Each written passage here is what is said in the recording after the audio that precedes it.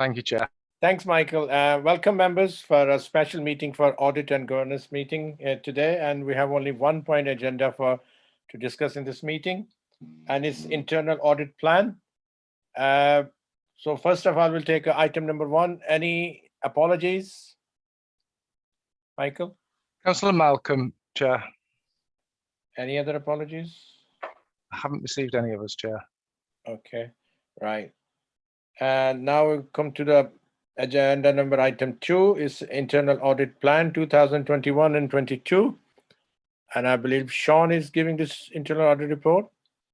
That's correct. Thank you, Sean. All yours. Okay. Firstly, thank you for all attending today. I really appreciate it. As you know, I'm doubt aware, just to give you a little bit of background, COVID-19 has had a major impact on a number of activities over the last 12 months. This included this year's audit plan. We've been giving some support at the start of the year to COVID grants and other things such as issuing ALDI vouchers.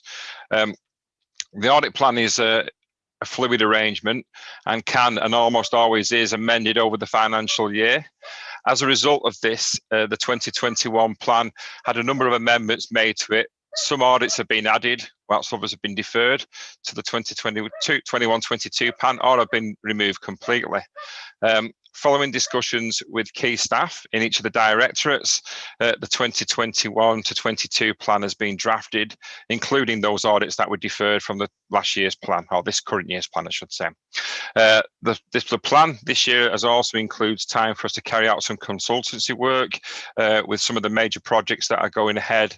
It gives internal audit the chance to be involved earlier on during the process and then therefore able to have a bit of a different input into proceedings rather than waiting to, as is in the case of the past, so towards the end of the plan, so we can give more support. This plan is and will be regularly reviewed over the forthcoming 12 months and will be updated both to the Audit and Governance Committee and to the Joint Leadership team as well. We're now having quarterly meetings with those as well, the Joint Leadership team with the Council, to ensure that we're doing the right thing to protect the assets of the people of Rochdale. I'll take it that everybody has had a chance to have a look at the plan. Happy to take any questions or answer any queries. And that's it from me, really. Thank you. Thanks, Sean, for your report. Question? Yeah, members, any questions? Councillor James. Yes, please. Have a couple. Councillor James Garside, please. Yeah, the first one is, thank you very much. The first one is, there's mention about children in the earlier part of the report. And it says children are now over 16. Could you just expand on what age children are? Yeah, so this is the part of this audit is classed that children are classed up to being age 19. So this is just looking at post 16 support. Yes, yeah, we class it as that. So this is just post 16 accommodation in relation to those. So they're still children, young people. Probably a better terminology to be used, to be perfectly honest, in this day and age. But that's where we're looking at, Councillor Garside. Right, so that's 16, 17 and 18. And then at 19, yes, they become, yeah? Yes, that's correct. And, any other question, James? Yes, could I ask one more, Chair? Yeah, please. It's just about in the integrated health and care, which you've got a big, rate lob against that. Could you just give more detail as to why that's in red, please? Yeah, the integrated health and. It's looking to bring the governance together in line with the councils, and as part of that, we just see it as high risk at the moment, and we'll hopefully move towards a medium risk as the year goes across. We're also doing some work with those as well, because they've got they have external auditors come in to take a look, and we're just making sure that everything's aligned correctly. So we've just put it as a bit of a higher risk at the moment to make sure that everything's as it should be. Right, okay, I can understand that. Thank you very much. Thank you. Thanks, James. Any other members, please? Chair. All right, I've got a question. I've got a comment, really. Okay, Councillor Sultan Ali. I was similarly going to ask about the AMBER system in regards to ICT. It seems a bit worrying.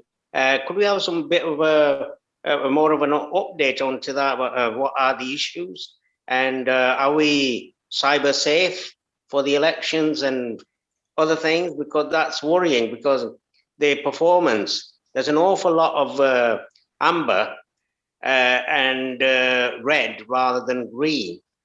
And then the days that are on the end, are those the days that you hope to resolve issues by, or what?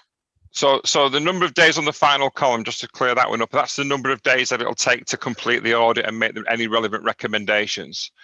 So taking the election one first of all, the majority of the cyber things that we do, we have as high risk because a lot of it is out of the council's hands as such. So if somebody wanted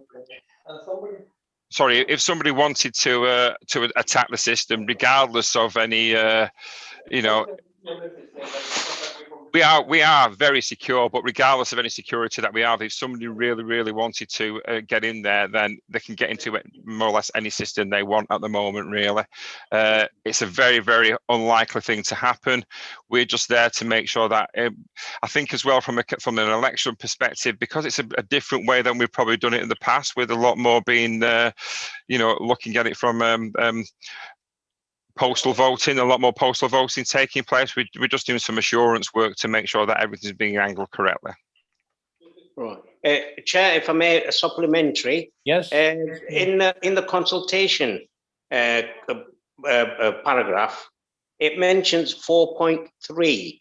Now, I couldn't find it on this report. Was it be referring to an earlier report that we had? Sorry, that could be my error, that, councillor. Right. I'm just trying to bring it up on the... Just showing you that I've read the report. Yeah, no, that's fine. What's happened is, if you look, I'm really sorry, but I think the score, my numbering's got a bit awry on the on the points. It goes from 4.2 to 4.6, doesn't it? I'm sorry, it should read 4.3 there. Then it's changed for some bizarre reason. I think that's if you have a look at the paragraph numbering. Yes, it's gone awry, hasn't it? There's quite a few. Okay, yeah, that was it. That's my fault. That's my fault entirely. That's me moving it from one document to the other and not actually renumbering it correctly. So apologies for that. Thank you. Good to see that the members are looking. The auditors has been audited. Yes, that's true. That's true. Councillor Donna Martin, your comments, please. Well, basically, all these points was highlighted at the meeting, and it's just to clarify, isn't it, that the points that was raised in regards to the performance in the other meeting, in regards to the traffic lights, have been carried forward in the plan, and that's why we're here today. So I think the pertinent questions was asked at the last meeting. No, I agree, and this is just to clarify that the plan has been set and gone through with everybody, and we just need to make sure that you're happy with the work that's being proposed. Yeah, that's fine. Thank you. Thanks, Donna. Members, any other members wants to ask anything? I hope all members got all the reports, and Sean has been sent to all other members as well, or is yes, it should have gone out to everybody. Everybody was invited to the meeting, so it was a part of the meeting invitation pack. So everybody, all members of the committee will have had a copy of it. Thanks. Michael, I think that concludes our business today.